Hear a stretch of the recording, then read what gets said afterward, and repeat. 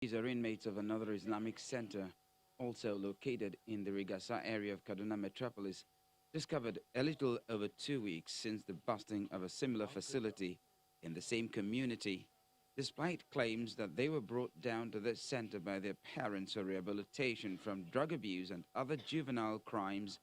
The chains on their legs and bruises on their bodies evoke sad memories of the slave trade days.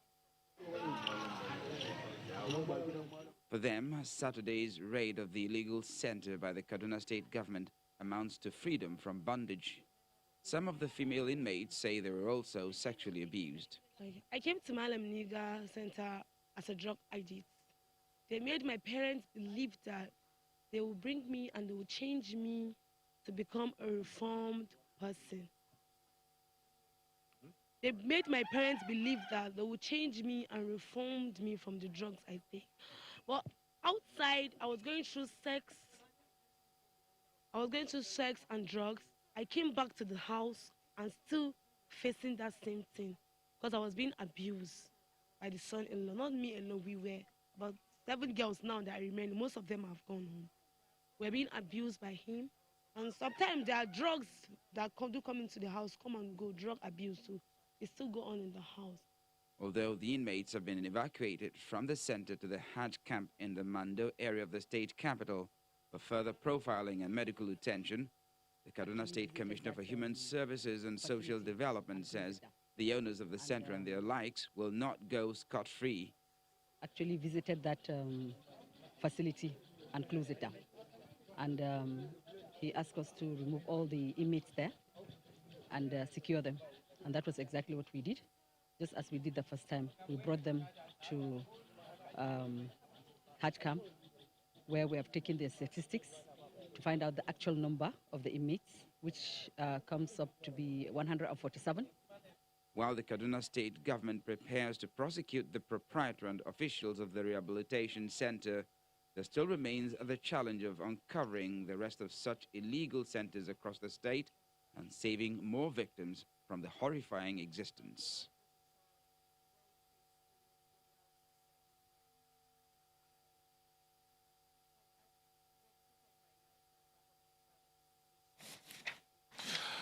Welcome. Thank you for staying with us. Another illegal rehabilitation center was uncovered by the Kwara State Police Command in Ilorin, the state capital, with over 100 people, inmates, living in inhuman conditions. Now, this is coming on the heels of several other illegal rehabilitation centers that found in Kaduna, Katsina, and Kano. It's as if it's a trend. There are different schools of thought. There are those who believe that, no, these centers were required to manage certain people, to manage certain behaviors, to train, to educate. But what does this all mean in the 21st century that we live in, or even as a country, illegal rehabilitation centers? Is it a question of health standards, education standard, family issues? Well, to help us look into this, we're speaking with the Commissioner of Police, Kwara State, Mr. Kayode Ibetokum. Thank you for joining us. Yeah, thank you. Thank you for having me. That is the latest one, the rehabilitation center, and it looks as if it has more inmates than all the others that were discovered so far. Yes. Tell us what led to the discovery. Okay, thank you. On Thursday, 24th of October, just about 3 days ago, we acted on intelligence at our disposal that some young persons are being kept unlawfully at a rehabilitation center somewhere in Ilorin. After painstaking surveillance of the alleged center, we carried out a raid on the center on Thursday, and we were able to rescue 108 young persons that have been unlawfully detained and been subjected to inhuman treatment. Some of them, young persons, children, aged between 4 to 15. There are a few adults among them. Out of the 108 that were rescued, 5 of them were female. Some of these 5 female complain of sexual harassment, sexual molestation on daily basis. It's also unfortunate. But thank God that our raid operation terminated the suffering of those young persons on Thursday. There are those who believe that for this kind of centers to even exist, for you to even find one, there's a possibility that there are several others. Yeah. Is that something that you're looking into? Yes, we are looking at that. We have our intelligence units everywhere, and I can assure you that in Kwara State, anywhere that such exists will be busted very soon. You know, at a certain time in this country, one of the things that we're uncovering, and I went to look out for one of those, were baby factories where young girls are kept, and then when they give birth to children, the children are sold. They're used for business. Now, that was the time, it was like that was the trend. But is it that this rehabilitation centers and is now like a trend that's happening? First of all, Kaduna, Katsina, Kano, and now Kwara. What exactly is happening? Well, it's not a new trend. It's something that has been going on, but it's just that our attention has just been drawn to this area. Like the one we raided on Thursday in Ilorin, we found out that some of the inmates there have been in that detention camp for upward of 5 years, which means that even the owner, the operator of that illegal detention camp, agreed that he has been running that center for about 30 years. Yes, what we discovered in this particular case is that most of those inmates, the victims, were taken to that center by their parents. Some of the parents believe that the children are going to learn Arabic in that center. Some of them believe that they are taking their children to Islamic school. Some of them took those children to that place because they were stubborn, and they believe that the owner of that center has the magic to turn these children around for good. That is what we discovered. But if he says he's been running it for over 30 years, that means there are some who have graduated from that center. Yes, there was, of course, he said so, that some of them have graduated. But the thing is that up to now, he has not shown us any paper to show that that center is approved for what he's doing. The man, unfortunately, is a blind man. So some of the people running that facility for him, he doesn't even know what they are doing with these children. Some of these children are even kept in the underground, underage people, kept in the underground. They are being subjected to all kinds of inhuman treatment. The female among them complain of sexual molestation. It's unfortunate. This is one, but before we came on air, I was asking you, I said I was going to ask you some questions as regard what's going on in terms of security-wise. Now, this illegal centers that are coming up, points, and you said some of them were brought in there by their parents. That points to one thing, yes, the community environment. And I do know that the IG continues to talk about community policing. Is that in any way helping in these discoveries? Yes. First of all, let me tell you that the parents who took those children to that center, some of them have started coming to us. As at yesterday, 11 of them showed up. They wanted to process release of those children.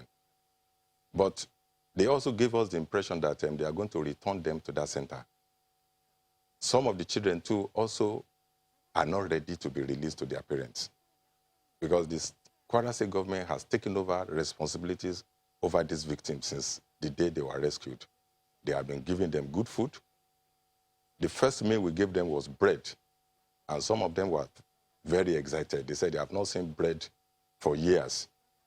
They were so excited. Now they are saying that all of them are saying that they don't want to be released. They want to continue to be in the approved facility that we are keeping them right now. So that is a case that we are looking at right now, and the government is willing to cater for them. Kwara State government has been so supportive since this discovery, and we know that there are others that we are still going to uncover very soon. Okay. So and we are not only concentrating on the illegal rehabilitation centers in Ilorin. We are concentrating on every criminal hideouts. We are combing the whole of the state, and we are flushing out all the criminal elements in that place using community policing. Fantastic. So I was going to say, if the parents are taking their children there, doesn't that speak of a failed community system? Now, a failed community system and community policing, how would that work? Yes, like I told you before, that some of these parents believe that that center will turn their children around for good. So I don't see that as failure of the system. Okay? But I tell you that modern policing all over the world depends on effective community policing. And you see, policing in Nigeria is becoming increasingly community-based, intelligence-led, and technology-driven. And that's what we are doing in Kwara State. And with that, I can assure you, that's why Kwara State is calm today. Okay. It's a peaceful state, and a lot is going on behind to maintain the peace of that state, which I will not disclose publicly. Strangers coming into that state every day, but we have our way of monitoring them and making sure that they don't come in and start engaging in criminal activities. If they do, we are going to get them. Are those parents, some of those parents of those children, are they going to be prosecuted? Some of them. Some of them can be prosecuted for conspiracy, because we are charging the suspects in this case for criminal conspiracy, wrongful restraint, wrongful confinement, and sexual exploitation. Okay. Yeah. The man who was running the center? Yes, and what would be the charge against him? Yeah, those are the ones I've just mentioned. Okay. Criminal conspiracy is one of it. Wrongful restraint, wrongful confinement, and running an illegal center. Running an illegal center. Okay. Yeah. But you said he's actually blind. Yeah. Is there a chance that he has a good plan for that center, but the people, you said it, the people running it for him were the ones that were it's abusing? possible. It's possible. You know, I wasn't there when he started.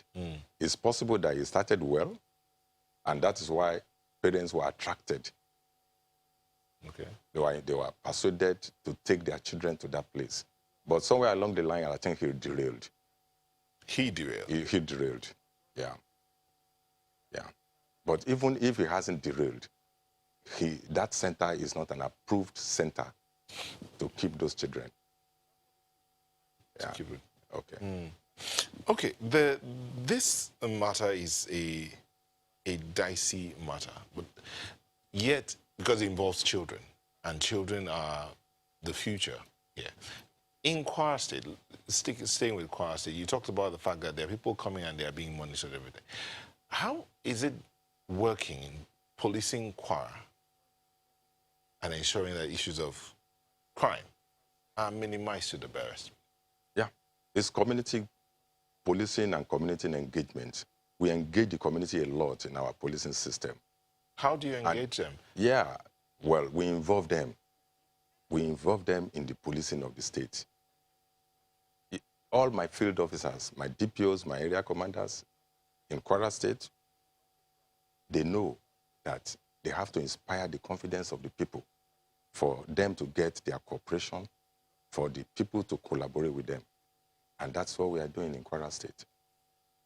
We are doing a lot to make sure that we gain the confidence of the people. How's that working out for you? Yeah, it's working out. The Nigerian people that we know are not happy with the police. Exactly. We are aware of that fact, and that's why we are saying that we have to gain their confidence. We have to start doing things that will inspire the confidence of the people in the police. And that is working for us, because you now see people coming now to come and support us. We now see people coming to give us information. We now have people ready to partner with us in all our policing activities in the state, and it is working for Kwara State. You think it can be replicated in other states? Of course it can. Because I'm sure that my colleagues elsewhere are doing the same thing. I know that you guys are having a conference, I think this period. Yeah. You're all gathering. Are these some of the things you're going to be sharing? Of course, of course. What should we be expecting from that conference? The IG calls us regularly, and, you know, his style is fantastic. you can't just but like his style of policing. It's so good for us in this country. Let me ask you on a personal note Yes. here. Do you, commissioners of police, when you meet, do you share ideas? Do you do peer review mechanism? Of What's course. happening in your state? Yes. See what's happening in my own state, and how's that been for you? Yeah, that's what we do. We do that regularly. In fact, we don't even wait till when we meet. Sometimes we call each other and we share experience with each other on phone. Okay. You know, that is the advantage of technology now. That you can pick your phone and call your colleague in the other state and you can discuss even issues that you are having in your state, you can discuss with your colleague in other states. So wait, so you're here now. Let's just say I'm the commissioner of police in Zoa state. There's no Zoa state. So you hear that something's happening in my state, you can call me and say, Nelta, that thing that's going on there, this what it happened, a similar thing happened here, and this is what I did. Exactly. What if I don't take your advice? Well, that is for you. It's left for you. You're on your own. How do you, as we wind down now, the balance between policing Kwara, protecting the residents of Kwara, which includes the big men and the ordinary men, how do you balance that? Because the concerns of Nigerians is that the police will rather protect the big men because they are sure that they'll get something than protect the smaller men. Yes, you are right. Yes, you are very correct with that, the big men, it's obvious, will attract attention, some attention. But in providing security, we don't look at whether you're a big man or you're a small man. What we do in Kwara State is to provide general security. We are more interested in securing the state. Then there are some individuals in the society that you have to pay attention to, because by virtue of the offices they occupy or the job they do, the employment that they give to the people, the business they do, criminals will be after them, and you know that. So it's just fair that you have to pay special attention to those people. Real quick, so that what we are concerned is that we don't want crime. We don't want anybody to become victim of crime in the States. So some people are more vulnerable than others. Real quick, how do we ensure that these illegal rehabilitation centers do not pop up anymore? Oh, it's happening now. You will see that with the story of this one that we raided, others that are existing that we are yet to uncover, or that we already have the intelligence and still put them on surveillance, you will see that they will start winding up, even before we get to them. Okay. Yes. What advice would you give to the Nigerians out there and those living around these areas? They should please give information to the police. They should cooperate with the police. Thank you very much. The Commissioner of Police, Kwara State, Kayode Egbetokun, thank you for sharing this moment with us. Thank you. Well done. No. Thank you. Thank you. Sunrise will be back in a moment. Please stay with us.